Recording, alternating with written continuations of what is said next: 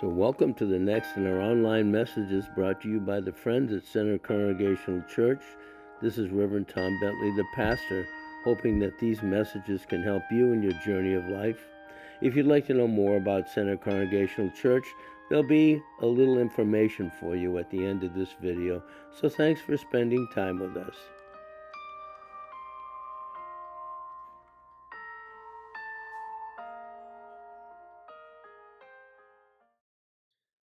So grace and peace to you from our friend Jesus. I do believe we live in a time that is unparalleled in history and is beset by perhaps the highest level of distraction that could ever afflict the human race. Distractions of all kinds, drawing us away from focused attention, drawing us away from being present to the circumstance we're in, the reality of that circumstance, and the people with whom we might be able to have relationship. We're drawn away by a blast of stuff. We can see it everywhere. There's information that markets, that twists, the algorithm sending things to us that we're supposedly interested in, that we might purchase that in the moment of intervention unexpectedly on our iPhones or in our day-by-day walking through along the road, even as signs flash, or in listening to music, or watching the screens, the many screens we see. We're being bombarded by all sorts of things, sometimes useful facts, sometimes things that are not true at all, blasting at us, waving at us. It's a wave. Now, this tsunami really is, it seems random, but it's not unfocused. It universally strives to feed our identity, which is known in our egos. We want to be someone, and we're especially craving, it seems, almost in an addictive level to the stimulus that's surrounding us. We need more and more of it. And brain studies are showing that many of these points of observation, these stimulating moments, these fast-moving, fast-paced emotional responses to this overstimulus is clearly engaging us in brain chemistry, which is identified with addictions because it feeds our reward center in our brain or gives us some mild sense of euphoria and gratification. All this noise and nonsense, we are clearly addicted to it. It's about marketing for the most part, and marketing us to have some kind of identity, what's important to us, what we need to do, want to do, look ahead to do. And it creates in us a frenzy and a busyness, which seems to be afflicting many people. Even when there's very little for them to do, they seem animated to an attempt at doing busyness. Jesus invites us to a place where there is a profound respite that can transform us and heal us as we're ragged and beaten with all of this distraction, this noise. Paul writes in 1 Corinthians, "So spacious is Jesus, so expansive, that everything of God finds its proper place in him without crowding. Not only that, but all the broken and dislocated pieces of the universe, people and things, animals and atoms, get properly fixed and fit together in vibrant harmonies." We encounter Jesus through our prayer, and maybe as we gather to worship or reflect. Maybe we're not Christian at all, but Jesus is somebody. He stands in history as a teacher, a spiritual teacher. In the Gospel of Luke, in the 10th chapter, is that story about Mary and Martha, the two sisters, and one is very busy in the kitchen banging the pots and pans around, and the other is sitting at the feet of Jesus listening to him and being present to him. Martha is the busy one, and finally Jesus says, "Martha, dear Martha, you're fussing far too much and getting yourself worked up over nothing. One thing only is essential, and Mary has chosen it. It's the main course and won't be taken from her." As we founder in this age of dislocation and craziness, we need to begin to reclaim that which is the core of who we are And it tends to be internal, inside us, a personal aspect of who we are that nobody can really know. Indeed, it's often a mystery even to ourselves. John O'Donohue is one of my favorite Celtic poets and spiritual teachers. He writes in his book, Anam Cara, if we become addicted to the external, our interiority will haunt us. We will become hungry with a hunger no image, person, or deed can still. To be wholesome, we must remain truthful to our vulnerable complexity.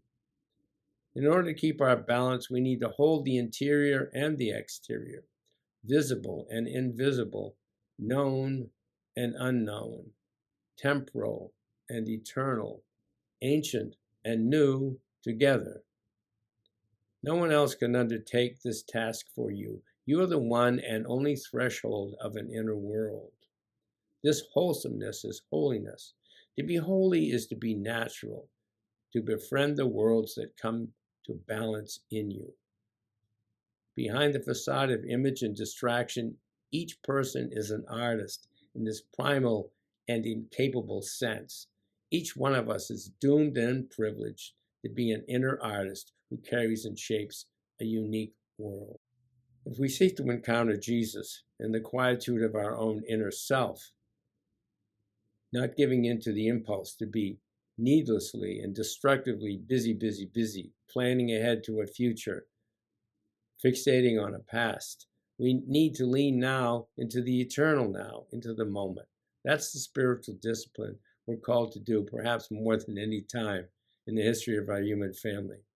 Father Richard Rohr is also one of my favorite teachers, a Franciscan priest who has written numerous books about how to access this inner authenticity and find a world to live in through and with this authenticity.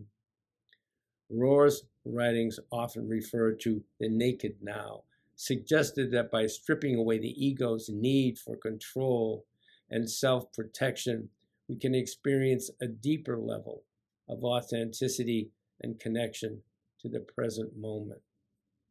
We have to shift away from this anxiety and enter into what Rohr invites us to be in, a deep time that gives us a perspective that encourages us to value each day as a gift and to recognize the eternal significance of the present. That's what Martha had lost the sight of, that eternal significance of the ordinary in the moment and the present. Christ's reign is in the present, and Rohr often speaks of this, suggesting that Christ's reign is not just a future event, something we're planning for, but is present and accessible in the now. It's an eternal now. There really isn't any time that measures up to now and then later on, where it's all right now. That's the mystery of the universe and the mystery of who it is to be a human being. There's no beginning, middle, and end so much of ourselves, but of just the deep presence, to be present in that holiness that Jesus invites us to be in. We need to go with this flow, away from the disjunctive noise of the outer world, and not to escape it, but to find some bearing and some substance in our own inner self so we can weather what's going on now, because the noise has also become a cacophony in the realm of the politic, and we're in desperate straits trying to figure out how we as citizens can navigate all this confusion. Rohr writes again that faith does not need to push the river because faith is able to trust that there is a river. The river is flowing. We are in it. We need to reach that flow. We need to go with that flow. Turning again to Rohr, who echoes O'Donnell's earlier writing I quoted, all great spirituality teaches about letting go of what you don't need and who you are not. Then, when you can get little enough and naked enough and poor enough, you'll find that the little place where you really are is ironically more than enough and is all that you need. At that place, you'll have nothing to prove to anybody and nothing to protect. Yes, that's the naked now that Jesus invites dear Martha to join Mary in, to be present and vulnerable to this penetrating love and grace that doesn't demand us to have this concocted, phony ego to survive. Indeed, once we let that ego go and we take the hand of Jesus, we can be liberated and open to whatever is with a generous listening and a kind response, no matter how vile we see the things happening in front of us. We need that kindness and that centering. We need that balance now more than ever. So in the spirit of that, let's lean on our gospel teachings. Peace and best wishes. Amen.